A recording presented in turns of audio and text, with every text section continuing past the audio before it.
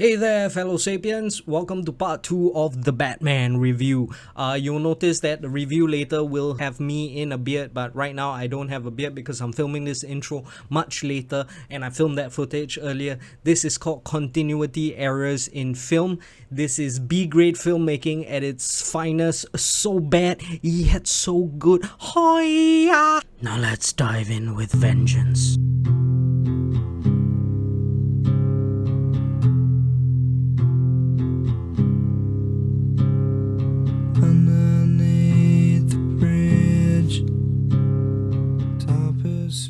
Okay, so let's talk about how they introduced the Batman. Oh yes, I loved it so much. Fear is the essence of the Batman. He uses fear to intimidate the criminal. In fact, everyone. It doesn't matter who you are, whether you're a criminal or not. You fear the Batman. You fear this aspect of vengeance, right? And of course, in the other films, vengeance isn't a big theme, but in this one, vengeance is, because this is young Batman. This is Pattinson really angry about the wrong that has happened to him and the murder, and he's still struggling and coping with dealing with the fact that his parents were murdered, and he has so much vengeance and anger inside of him that he chooses to put on this persona and bring this out. And we see that in this Batman right from the opening scene. Now this one was brilliantly done. Right, so many horror tropes here. So right from the get-go, they play around with this whole the camera work plays around with the shadows in the background.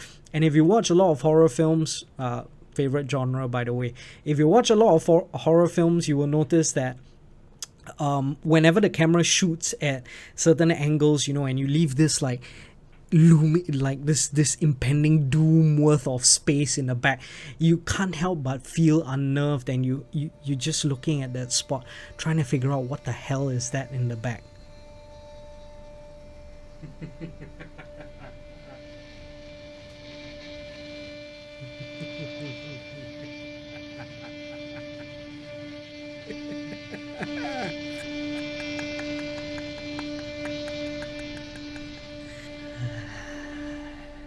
And as the audience, we are starting to get that feeling like we're watching out, is Batman in the shadows, right?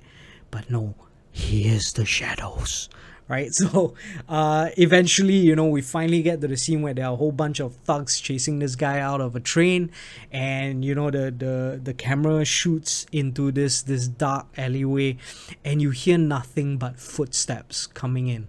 Right, that right there is horror 101, right? And so you hear this horrifying footsteps, this clanking of almost like one of my friends described it as like the cowboy boots, the one with the spike wheels, because you get that metal clinking sound, right? And it's almost like this very dark, slow, methodical approach, and he comes out of the shadows, right? And it's nothing flashy, spectacular reveal. No, this is horrifying. This is vengeance, and he just beats the living shit out of the criminal in the most brutal fashion, in the most brutal way possible. And that's the brilliance of it. This Batman doesn't hold back, right? He's still really angry. He doesn't stand for justice yet. In that opening line, he himself doesn't know what he's doing, right?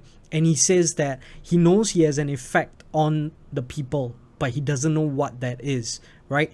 And it's so dangerous because this persona that he puts out there actually attracts the darkness that he's trying to combat. And that's why you get so many parallels drawn between the Batman and the Riddler. And in fact, right at the ending scene, when he's battling all the criminals and he finally beats the guy down, and then the guy's on the floor, and then the guy looks up at him and says, "I am vengeance." And then Batman just looks at him and like, what the fuck have I just done? He doesn't say anything, but we see it, right? We know that he's guilty in that sense, because he knows he's part of this darkness that's breeding in Gotham City. And so back to the opening scene. Yes, brilliant opening scene. That's how you do Batman. That's how you introduce Batman. That's how you show what Batman is so angry about. Dude got his parents killed, man. Come on, give him a break. Right. So, not only that, but I felt that there were a lot of parallels to, if you guys read the comics or watch some of the cartoon, the animations that have come out. The Flashpoint Paradox is one of them. The Dark Knight Returns is another one. In the Flashpoint Paradox, there's actually a Batman that's pure vengeance. It's not Bruce Wayne, it's Thomas Wayne. So in that parallel universe, right, the Flashpoint Paradox, which by the way I think is how they're going to connect all these different Batmans together, because you got Ben Affleck as Batman, you got Aquaman happening, you got Black Adam coming up, and this Batman is part of the DC universe, so we're not quite sure how this gels. Maybe this is a younger Batman, you know, Ben Affleck in his younger days. I don't know, but I think the Flashpoint Paradox might be a way that they introduced it. We also saw essence of it, you know, in the Batman film. I think it was Batman v Superman, or the Snyder cut of Justice League, where Flash reaches out to Batman to communicate a message and then he disappears. Right, so yeah, Flash has that ability as well to travel through the multiverse kind of thing, right? Different parallel universes, and yeah. In that, anyway, back to the Thomas Wayne as Batman. This is a brutal Batman. This dude carries guns. He shoots on sight. He does not give a fuck about who you are or what villain you are. He's gonna kill. To go around.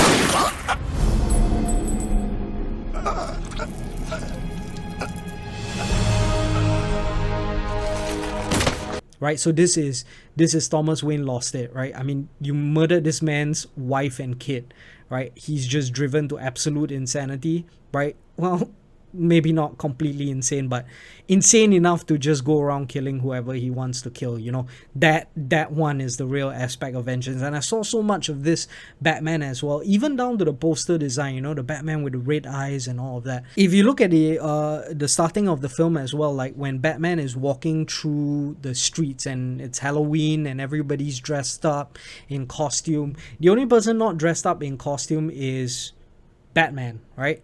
But he actually is dressed up in costume, because the Batman's costume is Bruce Wayne. Bruce Wayne is a mask that he wears. He doesn't really care who Bruce Wayne is, right? And so you see Bruce Wayne, right, in the hood, and then he's just walking through the streets, looking around, looking at all the, you know, crazy stuff going on. And that's actually from the Dark Knight Returns, right? Dark Knight Returns is a beautiful 2-part animation which you should definitely watch. It follows a like 50-year-old Batman who comes back to Gotham and realizes Gotham has gone to shit, and so he has to revive the Batman. And so you get this old 50-year-old Batman coming back and kicking ass. It's an awesome animation. Go check it out. And in that animation, you also see, in the second part of the animation, right, you also see the revival of the Joker, because when Batman comes back, a spark ignites in this psycho's mind and it brings back the Joker. Think he cares about the weather? I don't think this one's cared about anything for a long time. I know that sounds confusing to the layman, so let me explain. You see, it all comes down to this Batman fellow. His psycho-erotic behavior is like a net, trapping weak-minded neurotics like Harvey, drawing them into corresponding intersecting patterns. You could say Batman creates his own enemies, committing the crimes using his so-called villains as narcissistic proxies. In other words, the real villain here is Batman. Gotham City belongs to the Batman. Batman, darling.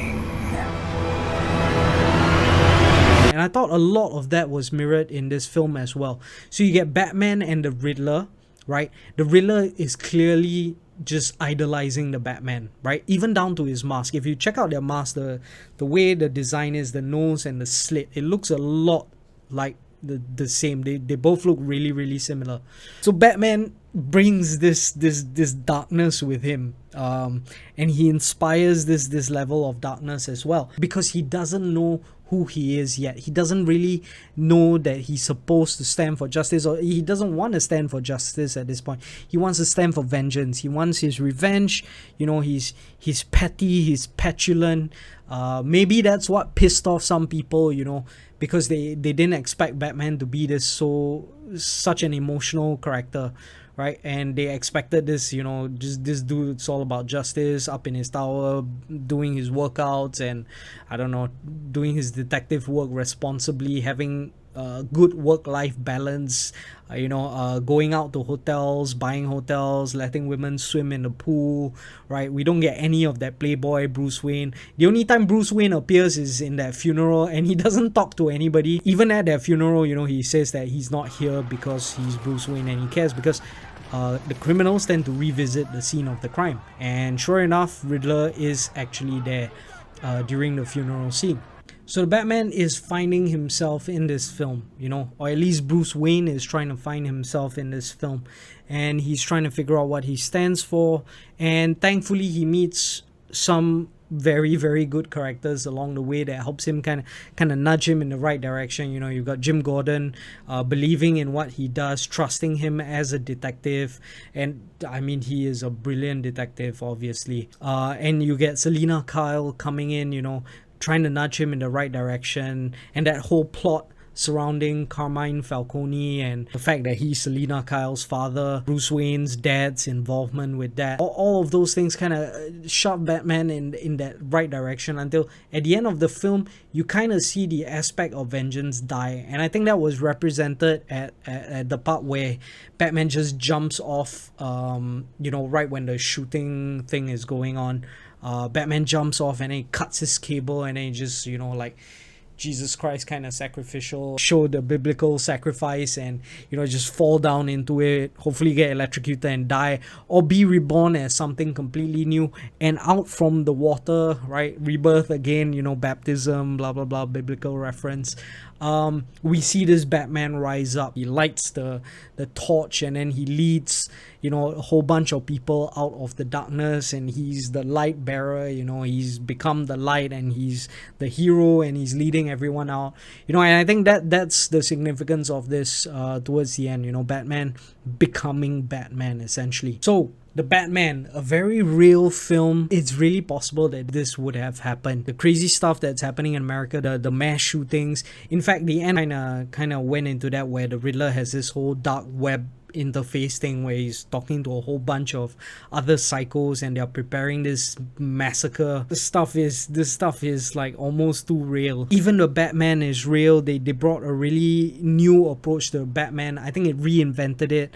It's a brilliant detective film. If you're going in expecting a lot of flashy action and all that, you're gonna be disappointed.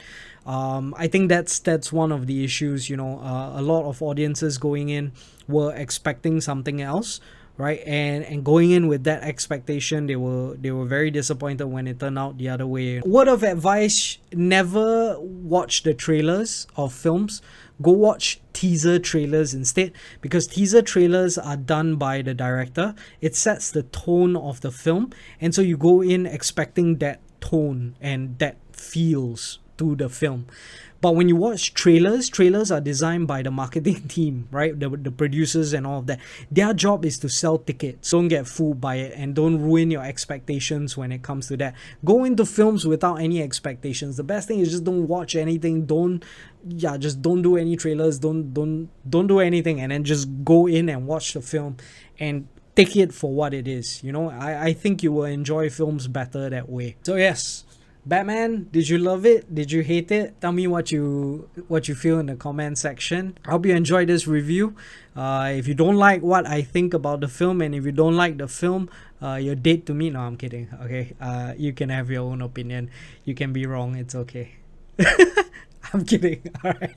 Yeah, so I hope you enjoyed this review, and hit that like button, hit the subscribe button, and hit that bell notification to be notified when I release my next video.